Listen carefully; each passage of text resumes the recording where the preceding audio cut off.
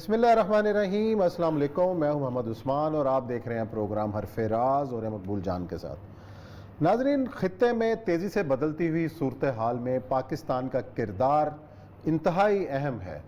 پاکستان کی خارجہ پالیسی کا آج ہم جائزہ لیں گے کہ ماضی میں خارجہ پالیسی کیا رہی، اور اب جب کہ ایک تاریخی فتح افغانستان کے اندر ہوئی، امریکہ خطے سے واپس جا رہا ہے، اور ساتھ ہی جاتے ہوئے ایک نئی بحث شروع ہو گئی ہے کہ کس طریقے سے امریکہ یہاں سے گیا اور طالبان نے کس طریقے سے افغانستان کے تمام میجر شہر جو ہیں وہ فتح کر رہے ہیں اور کابل کے بہت قریب پہنچے ہوئے ہیں۔ ایسی صورتحال کے اندر افغانستان کے حوالے سے ہماری بہترین پالیسی کیا ہونی چاہیے، اور ایسے وقت میں کہ جب بھارت کو تاریخی شکست ہوئی ہے افغانستان کے اندر، اپنے اربوں ڈالر کی سرمایہ کاری کے باوجود بھارت جس طریقے سے ہزیمت کا شکار ہے اور ایک زخمی جو ہے وہ شیر کی طرح، شیر تو نہیں کہنا چاہیے، ایک زخمی کی طرح وہ کس طریقے سے وار کر سکتا ہے، ہمارے خلاف کیا سازشیں بن سکتا ہے، اور ہمیں کس طریقے سے ہوشیار رہنا ہے، آج یہ ہمارے پروگرام کا یہ موضوع ہے۔ اور ہمارے ساتھ موجود ہوں گے دفتر خارجہ کے سابق ترجمان بھی ہیں، سفارتکار بھی ہیں،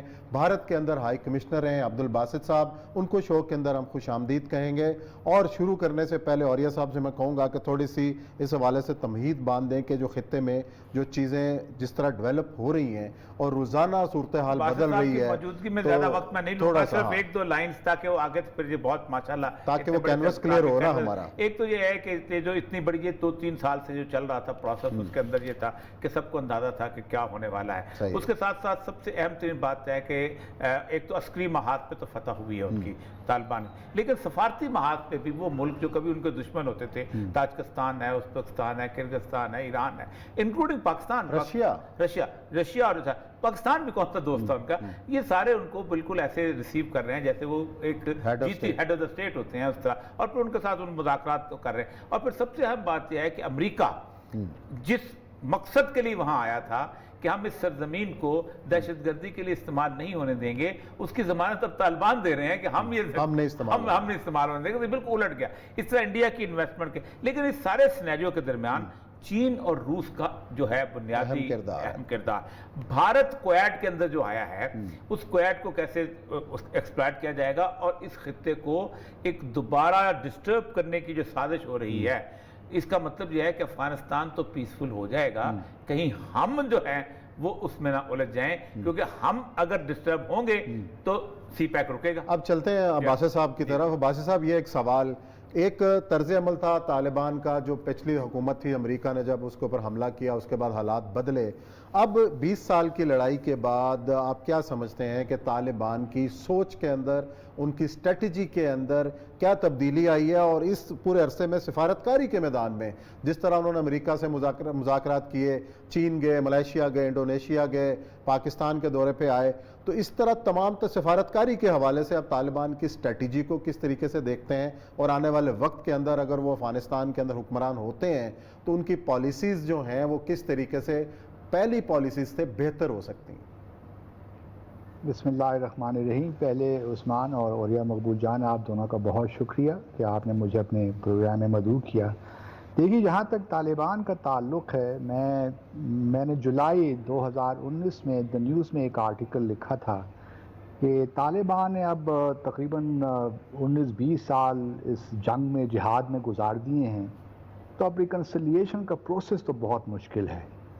جو جنگ انہوں نے جیتی ہے یا جیت رہے ہیں، اب وہ جو گینز انہوں نے کیے ہیں وہ سفارتی سطح پہ تو آ کے ان کو اب سرنڈر نہیں کر سکیں گے۔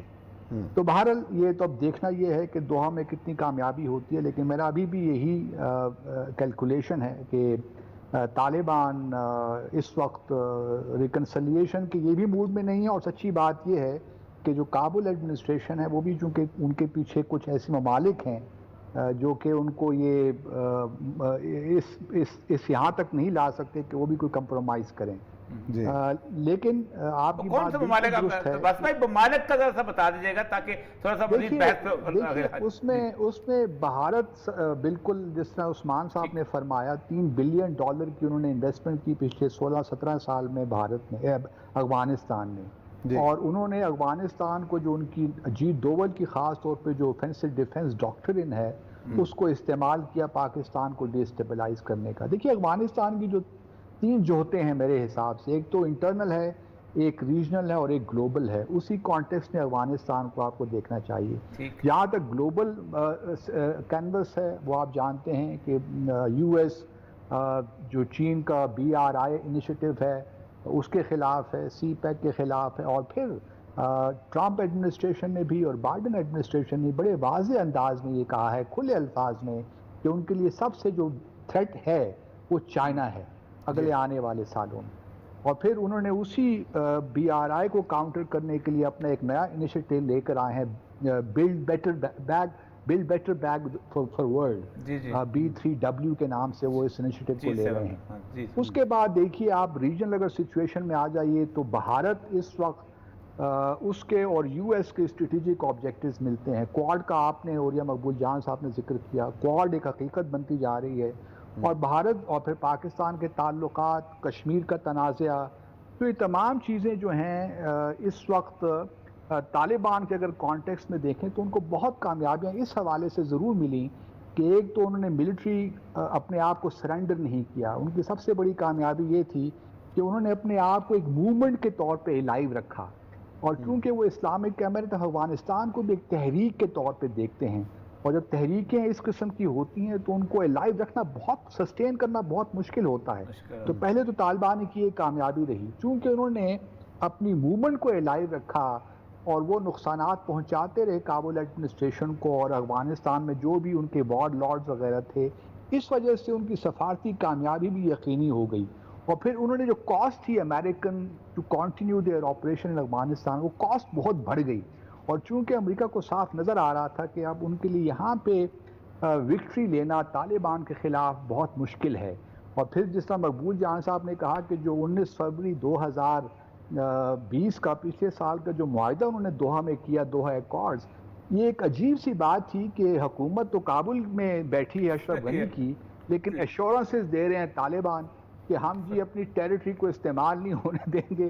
تو یہ تو بالکل امریکہ نے اپنی شکست کو تسلیم کر لیا. تو میں سمجھتا ہوں کہ طالبان ڈپلومیٹیکلی ویری اسکلفلی انہوں نے امریکہ کے ساتھ معاہدہ کیا، اس میں اپنے آپ کو اسلامک امارت افغانستان بنوایا.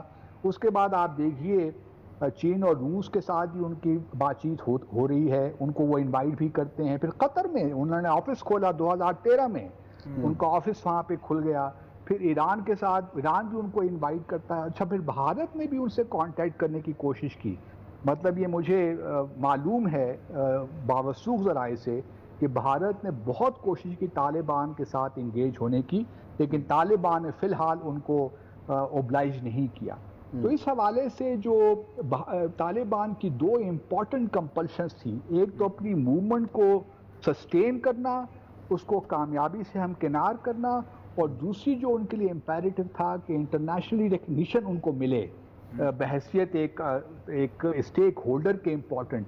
تو یہ دونوں چیزیں انہوں نے حاصل کر لی ہیں. اب ڈیپینڈ یہ کرتا ہے کہ کب وہ کامیابی ان کو ملتی ہے. اور پھر جہاں تک آپ نے عثمان بات کی کہ کس حد تک ٹرانسفارمیشن ان کی ہوئی ہے، یہ کہنا ابھی قدر ذرا مشکل ہے اس وقت. لیکن طالبان کی جو اسٹیٹمنٹس آ رہی ہیں وہ تو یہ ضرور کہہ رہی ہیں کہ ہم نے اپنے پیچھے بہت سے جو 20 سال ہیں بہت کچھ سیکھا ہے، ہم خواتین کی تعلیم میں کوئی حرج نہیں ہونے دیں گے، اور ہم ایک باقاعدہ اسلامک حکومت بنائیں گے. اب اسلامی حکومت بنانا آپ بھی جانتے ہیں، اوریا صاحب مجھ سے زیادہ جانتے ہیں، اسلامی تاریخ کے طالب علم ہیں، ان کو زیادہ علم ہے کہ اب آپ کس طرح اس کو انٹرپریٹ کرتے ہیں. میرا اپنا احساس یہ ہوگا کہ طالبان اگر 90s کی طالبانائزیشن لے کر آئیں گے تو پھر تو ان کے لیے مشکلات وہی ویسی ہی رہیں. باسط بھائی ایک بات یہ بھی ہے کہ 1999 کا جو افغانستان اگر کابل دیکھ لیں تو اس میں بھی ایک ٹرانسفارمیشن آنی شروع ہو گئی تھی. میں کئی دفعہ ذکر کرتا ہوں کہ جو آخری جو انہوں نے وومن ڈے منایا تھا وہ کابل یونیورسٹی میں منایا تھا، اور 2 نرسنگ اسکول عورتوں کے کھول لیے. آ جاتی ہے وقت صاحب بات ہے، جب آپ وضاحت ہے بیچارے طالب اٹھ گیا. اور اچھا، اصل سچویشن جو آپ سے ظاہر بات ہے پوچھنے والی ہے وہ یہ ہے کہ اس سینیریو کے اندر ایک زمانہ تھا کہ سارے مخالف बालक थे, लेकिन एक सिमरिंग की जैसे कहते हैं वो निकल रही होती है जलन की वो तो ताजिकिस्तान है, फाफोर में बेस था, इंडियन बेस था, फिर ताजिक थे, हमेशा मसूद वहाँ रहा करता था, उसके साथ उज़्बेकिस्तान है, उसके दोस्तों का अपना घर था वहाँ, ये सारे लोग थे, फिर ईरान की मस्जिद से वादत थी, फिर उसके बाद इंडिया का सारा इन्फ्लुएंस था, जिस पार्लियामेंट में वो बैठते थे उसमें नरेंद्र मोदी ने खिताब किया कि हमने बना के दी, इस तरह रूस चेचनिया के मामले में थोड़ा सा खौफ था ईरान, ये सारे जो अंदर चिंगारियां हैं ये कैसे जो सुलग रही हैं, जो समझते हैं कि तालिबान ने तो कमाल कर दिया, अब ये कैसे इनकी हजम कैसे होंगी? देखिए ये रियल पॉलिटिक है, हर मुल्क अपने स्टेट को प्रोटेक्ट और प्रमोट करता है। मैं तो यहाँ तक भी कहता हूँ कि पाकिस्तान का देखिए जो इंटरेस्ट है बुनियादी तौर पे वो है क्या, हमारा स्ट्रेटेजिक ऑब्जेक्टिव अफगानिस्तान के हवाले से क्या, अमन होना चाहिए वहाँ पे। हमारे लिए ये है कि वहाँ पे जिस तरह TTP है या बलूचिस्तान की जो प्रोस्क्राइब्ड ऑर्गेनाइजेशन है उसको वहाँ पे स्पेस नहीं मिलनी चाहिए। हम मतलब कोशिश तो कर रहे हैं कि एक रिकन्सिलिएशन हो जाए, जो कि बहुत मुश्किल है, लेकिन दूसरे लेवल पे हमारी कोशिश ये होनी चाहिए कि सिविल वॉर जो है वो ज़्यादा प्रोलॉन्ग ना हो। अब मैं ये खुले अल्फाज में नहीं कहना चाहता, लेकिन हमारी कोशिश ये होनी चाहिए कि सिविल वॉर बहुत होगी तो सही, और हो रही है ऑलरेडी, सिविल वॉर तो ऑलरेडी जारी है, लेकिन ये अगर प्रोलॉन्ग्ड हो गई बहुत ज़्यादा तो उसकी ऑब्वियसली इम्पैक्ट हम पे होगा। लेकिन जितने भी खित्ते के रियासतें हैं उन सबको अपने अपने इंटरेस्ट अजीज़ हैं, और उनको पता है अगर तालिबान उनको एश्योरेंस दे दी हैं तो Taliban would honour there word, this much I know. उसकी बुनियादी वजह यह है, अगर आप 90s 2001 में भी देख लें तो तालिबान तो उसामा को भी OIC के हवाले करने के लिए तैयार थे, उस पर ट्रायल चलाने के लिए तैयार थे। तो इस वजह से तालिबान अगर एश्योरेंसेस दे दी हैं, और देखिए तालिबान ने 29 फरवरी 2020 के बाद भी जो एश्योरेंस दी थी कि हम जो फॉरेन ट्रुप्स हैं उन पे हमला नहीं करेंगे, उन्होंने वो अपने उस पर कायम रहे। जितनी भी एश्योरेंसेस तालिबान ने दी हैं उन सब पे उन्होंने अमल दरामद किया है। मसला यहाँ पे इस वक्त ये है कि अशरफ गनी और जो काबुल एडमिनिस्ट्रेशन है वो कोई फ्लेक्सिबिलिटी नहीं दिखा रहे। लोग तो तालिबान को ब्लेम कर रहे हैं, बल्कि कल जो है एक जी कल फरमाइए, आप कुछ कह रहे हैं उस्मान? मैं ये कह रहा हूँ कि आप जब ये कह रहे हैं कि जो काबुल इंतज़ामिया है वो तामुन नहीं कर रही, पाकिस्तान के हवाले से उनका एक तर्ज अमल रहा है, हमेशा उन्होंने पाकिस्तान की मुखालफत की है, तो ऐसी सूरत हाल में पाकिस्तान की तरफ से इस बात पर जोर क्यों दिया जा रहा है कि जी एक वसीउल बुनियाद हुकूमत तालिबान कायम करें? अगर तालिबान ने अब लड़कर एक मायदे के जरिए या उसके बाद कामयाबी हासिल की है तो एक फातेह जो है एक उस बंदे को क्यों अपनी हुकूमत में शामिल करेगा जो दुश्मन के साथ मिलकर उनको मारता रहा है? ऐसे में ये मुतालबा जायज है पाकिस्तान? और मैं भी ऐड करता हूं कि दुनिया का कोई मुल्क एक ऐसा है जिसमें वसीउल बुनियाद हुकूमत बनी हो, पाकिस्तान को ले लें सारी, बल्कि पाकिस्तान बल्कि अफगानिस्तान को भी ले लें। जान साहब, हमने देखा सोवियत यूनियन जब कोलैप्स हुआ, जब नजीबुल्लाह की हुकूमत आई तो किस तरह ये जो मुजाहिदीन थे आपस में लड़ते रहे, और फिर 96 में भारत तालिबान आ गए, तो ये मुमकिन ही नहीं है। और मैं आपकी बात से उस्मान इत्तेफाक करता हूँ, लेकिन भारत पाकिस्तान को कुछ ऑप्टिक्स तो रखने हैं। हमने पिछले बहुत अरसे से हम कोशिश कर रहे हैं, तो ऑप्टिक्स हैं, हमें भी मालूम है कि आगे क्या होने वाला है, लेकिन हम नहीं चाहते। मेरा अपना ख्याल ये है कि हमें इस तरह देखा जाए कि हम तालिबान को सपोर्ट करें, क्योंकि देखिए दूसरी तरफ जो प्रोपेगेंडा है, अगर आप भारत का मीडिया देखिए तो उसमें सुबह शाम यही आ रहा है कि ना सिर्फ जो दहशतगर्दी की जो तंजीमें हैं बैंड लाइक लश्कर तैयबा, जैश मोहम्मद, उसके अलावा यहाँ तक प्रोपेगेंडा किया जा रहा है कि पाकिस्तान की आर्मी के जो लोग हैं वो तालिबान के साथ लड़ रहे हैं अफगानिस्तान में। तो उस देखिए 2020 में वुड्रो विल्सन सेंटर की जो रिपोर्ट आई थी अलकायदा सब कॉन्टिनेंट, उसमें उन्होंने कहा था कि अलकायदा का दफ्तर वहाँ जो इंडिया में शिफ्ट हो चुका हुआ है। अच्छा, दूसरी बात यह है कि नवाए अफगान जहाद अलकायदा का बाकायदा मैगजीन था, उन्होंने उसका नाम तब्दील करके जैसे फरवरी में माहिदा हुआ है उन्होंने नवाए गज़वतुल हिंद था, और वो छप रहा है। एक तो ये बड़ी इंपॉर्टेंट चीज़ है जिसको हम कभी एक्सप्लॉइट ही नहीं करते कि अलकायदा का और बाकायदा आसाम के अंदर हेड क्वार्टर बंदा है, मौलाना आसम उमर उनके बाकायदा हेड थे, वो भी इंतकाल किया 2-3 महीने पहले, लेकिन हमारे यहाँ प्रोपेगेंडा में एक्सप्लॉइट नहीं होता। दूसरी चीज़ मैं अर्ज करना चाहता हूँ आपसे कि एक तरह से ये बताइएगा, जो हांगकांग में ठेके हुए थे आपको याद होगा, तो चाइनीज़ जो थे वो सबसे ज़्यादा स्टेक होल्डर بن گئے تھے منرلز کے. Lithium Saudi Arabia of lithium کہتے ہیں افغانستان کو, وہ کہتے ہیں کہ لتھیم. اب وہ جہاں پر یعنی 80% ٹھیکے, اور برقع امریکہ میں بحث شروع ہو گئی تھی کہ we are paying for the security of Chinese companies. اب اتنا بڑا جس ملک کا انٹرسٹ ہو, اور رشیا کا انٹرسٹ پاکستان میں اتنا بن گیا ہوا ہے کہ میجر انویسٹمنٹ اس کی ہونی شروع ہو گئی ہوئی ہے, موبائل کمپنیز, یہ لوگ جو ہیں ان کے لیے پیسفل افغانستان بہت امپورٹنٹ ہے. تو ان کا رول کیا ہوگا؟ نہیں, بہت امپورٹنٹ ہے. اسی لیے دیکھیے جو ہے چین اور روس پچھلے 2-3 سالوں میں بڑے ایکٹیو ہوں. بلکہ ابھی ضمیر کابلوف کی میں اسٹیٹمنٹ دیکھ رہا تھا جو اسپیشل انوائے ہیں افغانستان کے لیے. انہوں نے بھارت کو بھی اندیا دیا ہے کہ آپ طالبان کے ساتھ انگیج ہوں, آپ یہ کسی غلطی میں نہ رہیے کہ آپ اشرف غنی کو سپورٹ کرتے رہیں گے تو معاملات چلتے رہیں گے. بالکل آپ ٹھیک کہہ رہے ہیں. دیکھیے افغانستان میں ساؤتھ امریکہ کے بعد جو ریئر ارتھ میٹیریلز ہیں, یہ ریئر ارتھ منرلز, یہ لتھیم کی جو آپ نے بات کی, وہ $1 ٹریلین کے قریب ہیں. اور آگے جو ایئر کرافٹ کی انڈسٹری ہے, کمپیوٹر انڈسٹری ہے, ساری چلنی اسی پہ ہے. اور چائنا اس وقت 85% جو ہے وہ ایکسپورٹ کرتا ہے پوری دنیا کو. تو بھارت جو افغانستان ہے وہ تو بہت مطلب ایک امپورٹنٹ ملک ہے BRI کے لیے بھی, اور فیوچر جو ڈیولپمنٹ ہے چائنا اور رشیا کی اس کے لیے بھی, اور پاکستان کے لیے بھی ہمارے لیے امپورٹنٹ ہے. کیونکہ ہمارے لیے دیکھیں نا, سی پیک اگر ہمارا سینٹرل ایشیا میں دیکھیں, بھارت کی بڑی کوشش ہے اس وقت کہ افغانستان کی جو ڈیپینڈنس ہے وہ پاکستان پہ کم کی جائے. اسی لیے انہوں نے ابھی تاشقند میں جب گئے تھے, جب میٹنگ ہوئی تھی سینٹرل ایشیا ساؤتھ ایشیا کی, تو انہوں نے بھی اپنا ایک کوڈ بنایا, افغانستان, ازبکستان, ایران اور انڈیا. اور وہ کوڈ کیا ہے کہ جو international north south transit road ہے جس کو بھارت سپورٹ کر رہا ہے, اس میں چابہار پورٹ کو اور بندر عباس پورٹ کو شامل کیا جائے. کیونکہ وہ چاہتے ہیں کہ چابہار روڈ, کیونکہ انہوں نے سارا انفراسٹرکچر ایران میں بنا دیا ہے. سب سے بڑی بات یہ ہے کہ چابہار جو ہے, اچھا میرا خیال ہے کہ بڑا امپورٹنٹ نقطہ ہے اور بڑی زبردست گفتگو کا جو سلسلہ جاری ہے. یا بریک لیتے ہیں, بریک کے بعد آئیں گے اور انہی امور کو آگے, اس بحث کو آگے لے کے چلیں گے. یا لیتے ہیں بریک کے بعد آئیں گے اور باقی سلسلہ جاری رکھتے ہیں.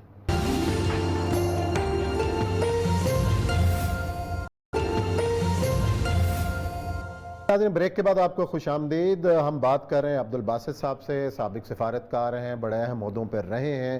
بڑی اہم گفتگو کر رہے ہیں کہ افغانستان کے اندر طالبان کی فتح کے بعد اس خطے میں کیا تبدیلیاں رونما ہوتی ہیں, خاص طور پر روس اور چین کا کردار کیا ہے, پاکستان کی جو رسائی ہے سینٹرل ایشیا کی ریاستوں کا, ایران کے حوالے سے کسی پیک کا اس کو حصہ بنایا جائے, چابہار کی جو بندرگاہ ہے اس حوالے سے کتنی اہم ڈیولپمنٹ ہیں. تو جاری رکھیے گا باسط صاحب. اس میں عرض کر رہا تھا کہ یہ جو ایک تو بندر عباس جو ہے اسٹیٹ آف ہرمز کے چوک پوائنٹ کے اندر آ جاتی ہے, لوکیشن ایسی ہے اس کی. اور دوسرا یہ ہے کہ چابہار جو ہے وہ 1 ملین بیرل سے اوپر کی اس کی صورتحال نہیں ہے, تو وہ پہلے سے بہت سارا ٹرائی ہو چکا ہوا ہے.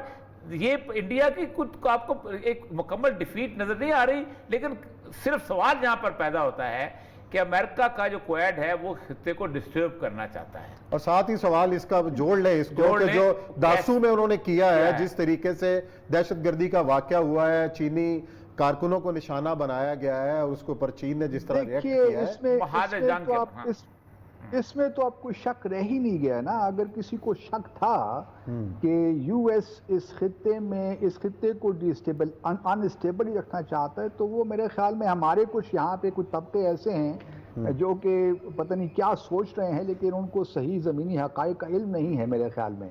یہ تو اب بات کسی سے ڈھکی چھپی نہیں ہے کہ یو ایس یہاں سے اپنی فوجوں کا تو انخلاء اس نے کر لیا, لیکن یہاں سے گیا نہیں ہے.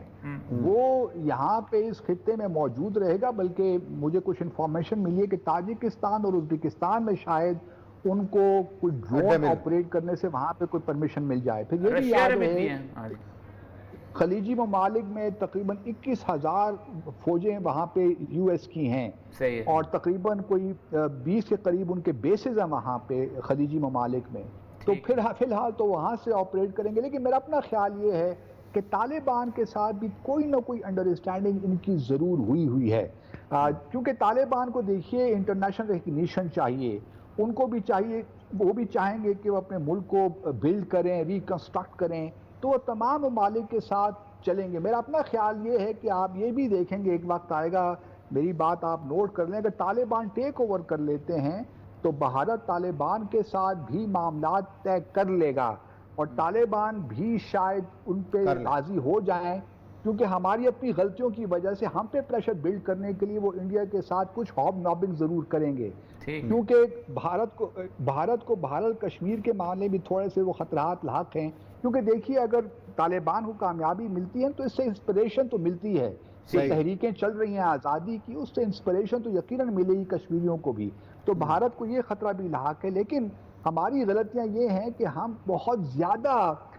پینڈرنگ کر رہے ہیں کابل رجیم کی اننیسیسریلی. مثال کے طور پر یہ جو ابڈکشن کا معاملہ ہوا ہے سو کالڈ ایلیجڈ، یہ سلسلہ مبینہ، اس کے حوالے سے ہمارے وزیر خارجہ نے فون کر دیا افغانستان کے وزیر خارجہ کو، ریکویسٹ کر رہے ہیں کہ جی آپ اپنا یہ مشن بند، یہ کرنے کی ضرورت نہیں ہے. بالکل صحیح کہہ رہے ہیں. اس قسم کی جب آپ چیزیں کریں گے جس کی ختم کوئی کیونکہ ابڈکشن ہوئی نہیں، آپ کے وزیر داخلہ کچھ اور کہہ رہے ہیں اور آپ کچھ اور بات کر رہے ہیں، تو یہ جو کانٹرڈکشنز ہیں نا ہماری، یہ بھی طالبان کو غلط میسج دے رہی ہیں میرے حساب سے. اگر ہم واقعی نیوٹرل پلے کرنا چاہتے ہیں، اور اس وقت ہمیں یہی پوزیشن لینی چاہیے کہ ہم اس وقت صرف ہماری کوشش یہ ہے کہ ریکنسلیشن ہو، جو کہ ہوگی نہیں، میرا اپنا خیال یہ ہے. کل دوحہ میں جو مذاکرات ختم ہوئے ہیں اس میں آپ نے جو دیکھا ہے کہ ملا بلادر نے بڑے واضح طور پہ کہا ہے کہ اشرف غنی کی جو ایڈمنسٹریشن ہے وہ کوئی فلیکسیبلٹی شو نہیں کر رہی، نہ تو ان کے پرزنرز رہا کر رہے ہیں اور نہ وہ اسٹیپ ڈاؤن ہونا چاہتے ہیں. اگر یہ صورتحال رہے گی تو ستمبر کے مہینے کے بعد آپ دیکھیں گے، کیونکہ انٹیلیجنس رپورٹس یہی کہہ رہے ہیں کہ مارچ اگلے سال تک کابل فال ہو جائے گا اور طالبان وہ ٹیک اوور. اب یہ ہوتا ہے کہ نہیں ہوتا واللہ عالم بالصواب، لیکن جو معروضی حالات ہیں وہ اس وقت طالبان فیور میں ہی ہیں. اچھا باشا صاحب یہ بتائیے گا کہ پچھلے جب دور تھا طالبان کا تو 3 ملکوں نے اس کو تسلیم کیا تھا، اس بار آپ کیا دیکھ رہے ہیں کہ خطے کے ملکوں کے ساتھ ساتھ عالمی سطح پر کون کون سے ملک ایسے ہیں کہ جو طالبان کو فوری طور پر تسلیم کر لیں گے؟ دیکھیے اس دفعہ سعودی عرب تو جلدی نہیں کرے گا اور نہ ہی یو اے ای کرے گا، یہ دونوں ہمارے تو فی الحال آپ نکال دیجئے. شاید قطر پیش ہو، لیکن قطر بھی بہرحال. لیکن دیکھیے طالبان، میرا اپنا خیال یہ ہے کہ بہت ڈیپینڈ کرے گا کہ طالبان کس طریقے کا رول لانا چاہتے ہیں، کانسٹیٹیوشن میں کون کون سی تبدیلیاں کرتے ہیں. ان کا پہلا اسٹیپ یہ ہوگا کہ وہ جو ہی اگر آ گئے طالبان نے حکومت سنبھال لی تو وہ لویا جرگہ کنوین کریں گے. لویا جرگہ کنوین کر کے وہ جو بھی کانسٹیٹیوشنل چینجز ہیں وہ اس میں لائیں گے، جو بھی وہ سمجھتے ہیں کہ کرنی چاہیے، کیونکہ وہ ریپبلک سے بھارت دوبارہ ایمریٹ بنائیں گے، یا ممکن ہے کہ جو پرانا ان کا آئین تھا اس کو ہی واپس وہ لے آئیں، یہ بھی ممکن ہے. اس کے بعد پھر اندازہ ہوگا، اور یہ بھی ممکن ہے کیونکہ ٹرکی نے بھی کچھ نیگوسیشنز جہاں تک میری معلومات ہیں طالبان کے ساتھ ہو رہی ہیں کہ رشید دوستم کو مزار شریف میں انسٹال کیا جائے، لیکن رشید دوستم کے ہاتھ خون سے رنگے ہوئے ہیں طالبان کے شہیدوں کے، تو اس وجہ سے تھوڑی سی مشکلات تو ہیں. لیکن ٹرکی نے جو ایئرپورٹ میں اپنی سیکیورٹی کے معاملات سنبھالنے کا کہا ہے وہ بھی ایک قسم کا پریشر طالبان پہ بلڈ کر رہے ہیں. لیکن طالبان کے بارے میں یہ کہنا اب میں سمجھتا ہوں کہ مفروضہ نہیں ہے کہ طالبان ان تمام چیزوں سے آگے نکل گئے ہیں، وہ اب ان پریشرز میں نہیں آتے. انہوں نے بہت نقصان بھی اٹھایا ہے، بہت لڑائی کی ہے، اب وہ وقت ان کا یہ ہے کہ وہ اپنی فتح کو سامنے دیکھ رہے ہیں اور وہ بس چاہتے یہی ہیں کہ اب جلدی یہاں سے انخلا ہو، اور ان کی اسٹریٹجی اس وقت یہی ہے کہ اس وقت سرحدی علاقوں میں سارا کنٹرول لے لیں. اچھا باسط صاحب یہ بتائیں کہ اس تمام تر حالات کے تناظر کے اندر آپ مسئلہ کشمیر کے حل کو کس طریقے سے دیکھ رہے ہیں کہ مسئلہ جوں کا توں ہے، اب اتنی بڑی تبدیلیاں اس خطے میں ہو رہی ہیں، ایسے میں مسئلہ کشمیر کا حل کیا نظر آ رہا ہے آپ؟ موومنٹ وہاں جو بلٹ ہوگی، کیونکہ وہاں تو لوگ اب کھول کے کہہ رہے ہیں کہ ہمارا ماڈل طالبان ہے کہ کوئی پڑوسی ساتھ نہ ہو تب بھی لڑو. ہاں یہ تو ہے، انسپریشن تو ضرور ملے گی، لیکن جہاں تک پاکستان کے ہمارا جو رول ہے مجھے تو اس سے مایوسی ہے، سچی بات ہے، میں کہتا بھی رہا ہوں. I do not means my words, چاہے وہ نواز شریف صاحب ہوں، زرداری صاحب ہوں یا عمران خان ہوں. ہماری کوئی مربوط حکمت عملی مجھے بدقسمتی کے ساتھ نظر نہیں آئی کشمیر پہ. اس لیے ہم نے دیکھا کہ جب یہ پچھلے دنوں 24 جون کو شاید یہ ہوا تھا ان کی میٹنگ، اور اس پہ ہمارا میڈیا ایسا اس نے خوش کیا ہو گیا کہ جی مودی کو شکست ہو گئی اور ابھی اسٹیٹ ہوڈ مل جائے گا. میں یہ کہتا رہا کہ اگر اسٹیٹ ہوڈ مل بھی جاتے ہیں جموں کشمیر تو سو واٹ، जम्मू वहाँ की तो और तो हमारा भी तो स्टांस यही है ना कि मोदी साहब 5 अगस्त का इकदामात वापस लें तो हम बातचीत शुरू करेंगे, ये तो हल नहीं है ना। देखिए वो हल नहीं है, लेकिन वो स्पेशल स्टेटस की बात हो रही है, सिर्फ स्टेट हुड की बात नहीं हो रही है। स्टेट हुड तो स्टेट्स और भी बहुत सी हैं, लेकिन जो स्पेशल स्टेटस है जो so called instrument of taxation से ग्रो करता है, उसके हवाले से बात हो रही है ना। आप अगर सिर्फ स्टेट हुड की बात करेंगे, वो तो कोई कंसेशन नहीं है। वो तो 5 अगस्त 2019 को पार्लियामेंट में खिताब करते हुए मोदी ने कहा है कि वो जब वक्त आएगा तो वो स्टेट हुड बहाल कर देंगे। असल मसला स्टेट हुड के बहाल होने का नहीं है, असल मसला तो ये बुनियादी तौर पे कि उसको जो स्पेशल स्टेटस था, जो 35A का मामला है, वो ज़्यादा संगीन है कश्मीरियों के लिए। और उसमें सिर्फ जम्मू और कश्मीर के लोग नहीं बल्कि लद्दाख के लोग भी अब शोर मचा रहे हैं, क्योंकि वहाँ जॉब्स का मसला बन गया है, प्रॉपर्टीज़ के हवाले से इश्यूज पड़ गए हैं।